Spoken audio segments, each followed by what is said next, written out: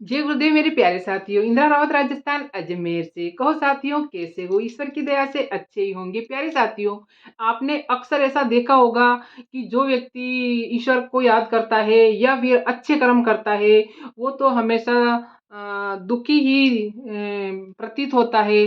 और जो ईश्वर को याद नहीं करता या जो नास्तिक होता है या फिर जो उल्टे-सीधे किसी भी तरीके से काम करता है, वो अधिकतर सफल और सुखी लोगों को दिखता है और वैसा ही प्रतीत होता है।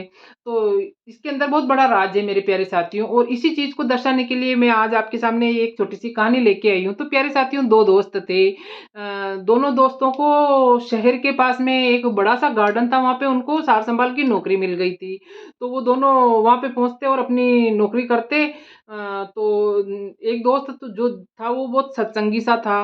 तो जैसे ही उसको पता पड़ा कि इस नगर के पास में एक आश्रम है, उसके अंदर गुरु नानक देव जी पधारे हैं, तो उससे रहा नहीं गया। और सत्संगी स्वभाव का होने के कारण वो तुरंत अनायास ही उसने सोचा कि महात्मा के दर्शन तो करने चाहिए, तो वो महात्मा के दर्शन करने जाने लगा। और इसी प्रकार वो काफ़ी दिन तक वहाँ जाने लगा। तो दूसरे दोस्त ने बोला कि यार तू कहाँ चला जाता है? तो उसने बोला कि एक बहुत ही अच्छे पहुँचे हुए महात्मा यहाँ पे आए हैं, तो मैं उनके दर्शन करने और सत्संग सुनने चला जाता हूँ। तो दूसरे दोस्त ने बोला कि यार मैं भी चलता हूँ। तो बोले कि अच्छा तुम्हारे भाव है तो तुम भी चलो। तो दोनों जैसे ही दोस्त सत्संग के लिए रवाना हुए, तो रास्ते में क्या देखते हैं कि वो जो गैर सत्संगी था उसको एक वेश्या का कोटा दिखाई दिया, और उसके अंदर बहुत ही सुंदर वेश्या जो सजी-धजी सी अप्सरा के जैसी लग रही थी, वो दिखाई दी उसको। तो उससे रहा नहीं गया और वो बोले कि यार तू चल मैं आता हूँ। तो वो जैसे ही उस कोटे पे गया तो उसको देखकर उसकी चकाचौंध से वो तो बिल्कुल उसका तो मन ही नहीं किया कि मैं सत्संग में जाऊँ, और वहीं अपना टाइम पास करने लगा और वहीं से वो वापस आने लगा। तो और वो सत्संगी रोज़ वहाँ पे जाता, और दोनों दोस्त निकलते तो एक दोस्त जो गैर सत्संगी था वो कोटे पे जाके और वहाँ से वापस अपने वो गार्डन में आ जाता। और इसी प्रकार ये क्रम चलता रहा, चलता रहा। तो इस प्रकार काफ़ी टाइम निकल गया। तो एक बार क्या हुआ कि दोनों दोस्त जा रहे थे सत्संग में, तो उसको जैसे ही कोटा दिखाई दिया तो वो तो उधर चला गया, लेकिन सत्संगी दोस्त तो आगे निकल गया। और जो दूसरा गैर सत्संगी था, उसने देखा कि आज तो कोठे के मेन गेट के ऊपर बड़ा-सा ताला लगा हुआ है। तो उसने सोचा कि अब क्या किया जाए? तो वो परेशान हो गया, लेकिन फिर वो वहाँ से आने के बाद में एक पेड़ के नीचे बैठ गया और सोचने लगा कि अब क्या करूँ? और बैठे-बैठे ही उसने पाँव से ऐसे ही मिट्टी खोदने लगा। तो जैसे ही मिट्टी खोदते-खोदते क्या देखा कि उसने एक बर्तन निकला। थोड़ा-सा बर्तन का मुँह दिखा तो उसने खोद के देखा तो एक बर्तन निकला जिसके अंदर सोने की मोहरें भरा हुआ था पूरा बर्तन। लेकिन उसके अंदर सारी मोहरें कोयले की हो चुकी थी और सिर्फ़ एक ही असली सोने की मोहर थी। तो उसने सोचा कोई बात नहीं। तो उसने उस मोहर को लेकर वो अपने गार्डन में आ गया। कुछ देर बाद के अंदर जो सत्संगी दोस्त था वो सत्संग घर से निकला, तो रास्ते में उसने ऐसे ऊपर देखते हुए चल रहा था, तो उसके पाँव के अंदर एक लोहे का कीला गड़ गया और उसके अंदर से बहुत खून बहने लगे। तो उसको बहुत दर्द भी हुआ, लेकिन जैसे-तैसे करके उसने अपने कपड़े से अपने पाँव की पट्टी बाँधकर जैसे ही दूसरे दोस्त के पास में पहुँचा तो बोला कि तुझे क्या हुआ? तो उसने बोला यार रास्ते के अंदर एक लोहे का कीला था जो मेरी पाँव में गड़ गया है। तो अरे! फिर जो गैर सत्संगी था उसने बोला कि ये सब क्या है यार? देखो तू रोज़ सत्संग में जाता है। तू कहता है कि महापुरुष के दर्शन करने से हमें सौभाग्य प्राप्त होता है और हमें हमारे कर्म करते हैं, अच्छा होता है। और मैं तो कोठे पे जाता हूँ, लेकिन देखो आज मुझे ये देखो सोने की एक मोहर मिली है जो कि कितनी कीमती है, और तू रोज़ सत्संग में जाता है और तुझे मिला क्या है? देखो तेरे पाँव में कीला गड़ गया है। तो उसने सोचा यार बात तो तू सही कह रहा है। तो फिर कि इसमें ज़रूर कोई न कोई राज़ होगा, लेकिन मैं एक बात का तुम्हें आश्वासन देता हूँ कि अगर अपन ये परेशानी लेके अपने महात्मा के पास में चलेंगे, तो वो हमें ज़रूर संतुष्टिपूर्ण जवाब देगा।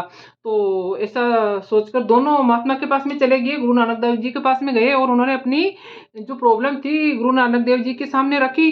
गुरु नानक देव जी ने उनकी प्रॉब्लम सुनी और फिर बोला कि इसको जो सोने की मोहर जो मिली है, पिछले जन्म में जो कर्म हुए थे ना, उन कर्मों का फल इस जन्म में अवश्य मिलता है। तो पिछले जन्म के अंदर ये बहुत अच्छा था, लोगों की हेल्प करता था, और इसने एक गरीब की बहुत अच्छी सहायता की थी कि उसको अपनी बेटी की शादी करनी थी, और उसने एक सोने की मोहर से उसकी हेल्प की थी, जिससे उसने उसको बहुत दुआएँ दी थी और बहुत सारे लोगों ने इसको दुआ दी थी। और उसके बदले में इस जन्म में उसको पूरा जो घड़ा निकला था वो सोने की मोहरें उसको मिलनी थी। लेकिन इसने जो गलत कर्म किए थे, कोटे पे जाकर अपने जो पुण्य कर्म थे, एक-एक करके उन पुण्य कर्मों का इसने नाश कर दिया था और इसी का फल इसको मिला है। और तो फिर उस गैर सत्संगी ने बोला कि अगर मुझे उसका फल मिला है तो फिर मेरे को सिर्फ़ ये एक ही मोहर क्यों मिली है और वो भी क्यों मिली? तो उसने बोला कि जो तेरे को जो सोने की मोहरें मिलनी थी, तो तूने वहाँ जाने के बाद में ग गलत कर्म तो किया है, लेकिन आज ये एक मोहर क्यों मिली? क्योंकि आज तुम्हें वेश्या के गेट के ऊपर ताला लगा हुआ मिला, तो आज तुम पाप कर्म करने से बच गए। अगर आज भी तू चला जाता, तो तेरे को ये एक मोहर भी नहीं मिलती। और अगर तू एक बार भी नहीं जाता तो तुझे ये पूरा घड़ा मोहरों का भरा भरा हुआ मिलता, लेकिन तुझे सिर्फ़ एक ही मोहर मिल पाई है। और इस प्रकार के तो जो ये सत्संगी भाई है, ये पिछले जन्म में इसने बहुत बड़े कुछ इस प्रकार का अपराध किया था कि इस जन्म में इसको वो फांसी की सज़ा मिलनी थी। लेकिन इसके सौभाग्यवश इसको गुरु की शरण मिल गई और हर कहीं पर ये सत्संगों में जाता है और गुरु दर्शन करने से इसके एक-एक करके इसका पाप कर्म कट गया।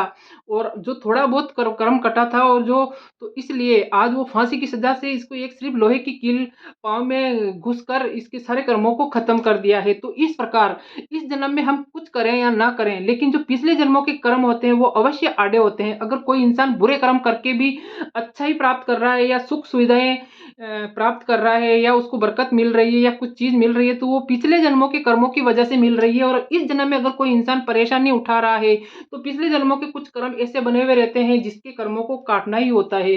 तो अगर हमें इस जन्म के अंदर भी अच्छे कर्म करेंगे, तो ही हमें हमारे पिछले जन्म और इस जन्म के कर्मों को हिसाब-किताब चूकता हो जाएगा। कोई भी इस प्रकार नहीं हो सकता है कि अच्छे कर्म करने के बाद में अच्छा ही मिले और बुरे कर्म करने का बुरे ही उसको भाव मिले, लेकिन ये सब पिछले कर्मों का होता है। इस कर्म से इस चीज़ का कुछ नहीं होता है। पिछले जन्मों के कर्म के कारण ही कोई इंसान बुरा होकर भी उसको अच्छे फल प्राप्त होते हैं और कोई अच्छे होकर भी उनको बुरे फल प्राप्त होते हैं। तो मेरे प्यारे साथियों, ये होता है अपने पिछले जन्मों के कर्मों का हिसाब-किताब। तो आपको ये कहानी कैसी लगी? अच्छी लगी हो तो लाइक, कमेंट और शेयर कीजिए। नए आए तो मेरे चैनल को सब्सक्राइब कीजिए। जय गुरुदेव।